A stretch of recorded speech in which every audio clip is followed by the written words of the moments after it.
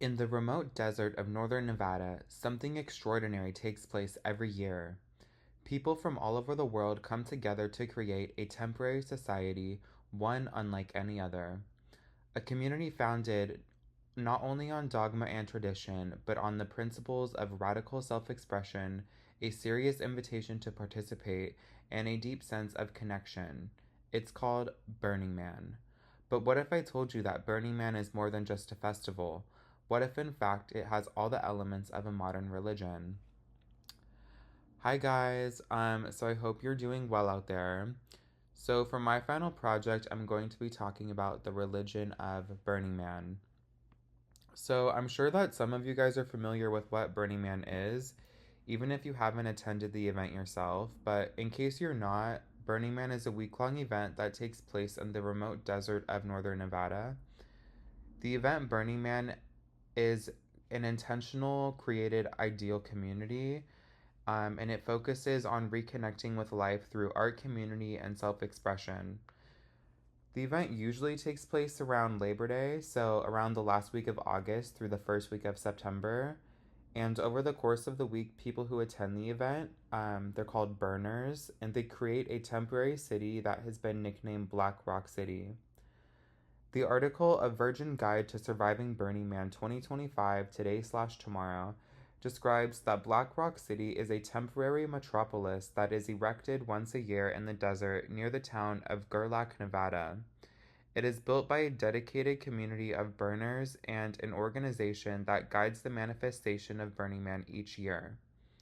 So at the end of the festival, burners ceremoniously set fire to an effigy called the Man to symbolize a release of the old year and letting go of fear, regrets, our previous selves, and to mark a new beginning. Um, Burning Man is often referenced in pop culture through different media outlets such as music videos, reality TV, YouTube vlogs, and even movies and documentaries have been made about the event. The name Burning Man usually sounds familiar to most people, even if they're not exactly sure what it is. But it's an event that people have been talking about now for decades, and it's had a lasting impact on pop culture. So, if a religion involves shared beliefs, practices, and a sense of community, then Burning Man meets the criteria of a religion. It has a set of shared beliefs that anyone can learn by going on its website. Many practices have developed over the years and have become cherished traditions and sacred rituals. Burning Man actively creates a community through guidelines and expectations that demand community involvement.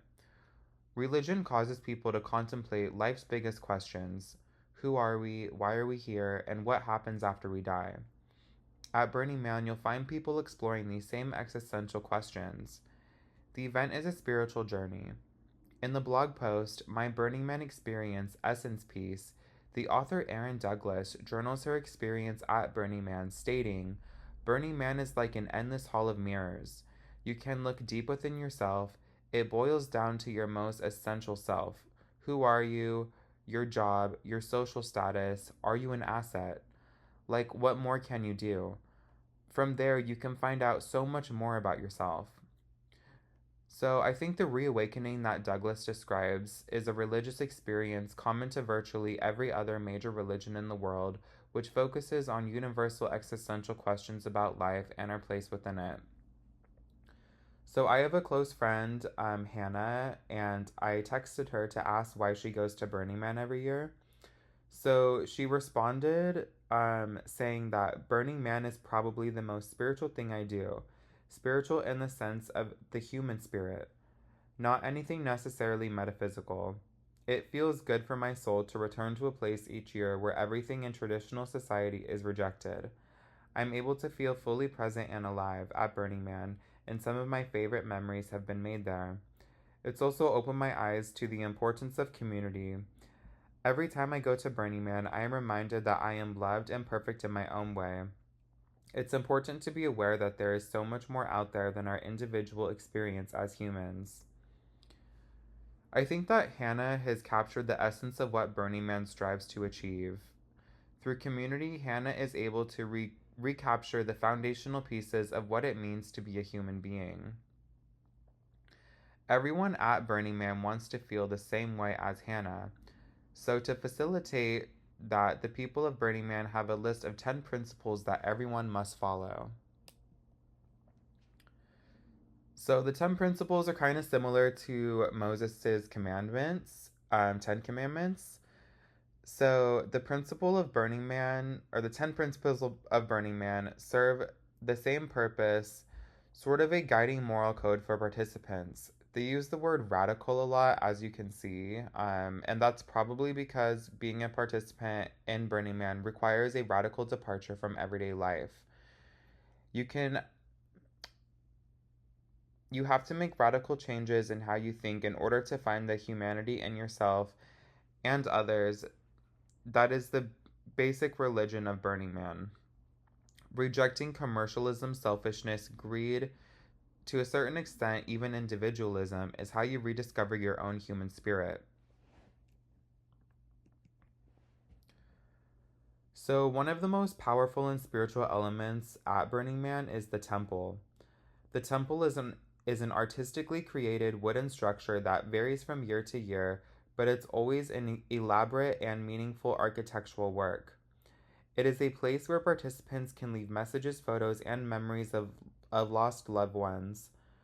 Cranch describes the temple as a spiritual refuge from the wild happenings elsewhere. It's a gathering space to meditate, mourn, or simply seek shelter from the sweltering sun. On the last day of the festival, the temple goes up in flames, serving as a reminder that everything changes and eventually disappears. The ritual of the temple burn has a reverential quality, like a religious service, and it carries an undeniable sense of the sacred. And when the temple burns, it's not just a physical act, it's a spiritual release, a cleansing of grief, loss, and even anger. And then there's the climax, the burning of the man. This iconic ritual is more than just a spectacle, it's a spiritual rebirth. Steinhardt in Burning the Man summarizes that everybody already knows that the man resembles in all dying and all rising gods of the old mythologies. When he burns, he dies, but he will be born again next year. When the man's arms are raised, they are raised in victory. He will be victorious over death. He will rise again in the next annual cycle. Steinhardt is describing a central thesis found in many world religions. As the flames rise and the figure crumbles, we witness the destruction of the old, the letting go of what no longer serves, and the opportunity to start a new beginning. It's a powerful metaphor for the cycle of life and death and renewal. So, is Burning Man a religion? It may not have the same traditional trappings of organized faith, but it does carry within it many of the same elements that define religion: rituals, symbols, a sense of community, and a shared purpose. It creates a space for personal and spiritual growth where the participants are invited to reflect on their lives and their place in the world. And just like any religion, it leaves participants with something powerful: hope, transformation, and a renewed sense of belonging. In that sense, Burning Man is more than an event. It is a living, breathing manifestation of modern spirituality. So perhaps it's not so far-fetched to call Burning Man a religion after all. Thank you.